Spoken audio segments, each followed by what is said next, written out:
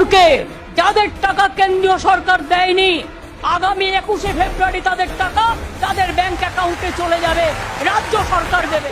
Job card হোল্ডারদের 50 দিনের কাজ বছরে আমরা দেব।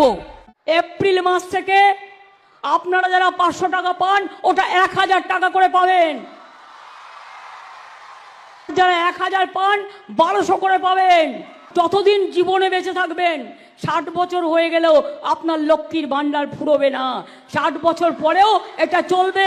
একটা ঐতিহাসিক দিন।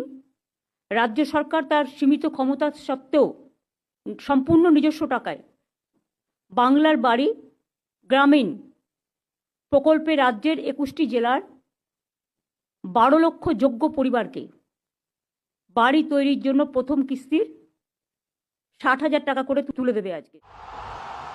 বাংলার মা মাটি মানুষের আশীর্বাদ ভালোবাসাকে সঙ্গী করে আমরা আগামী বছরেও এইভাবে মানুষের পাশে থাকব।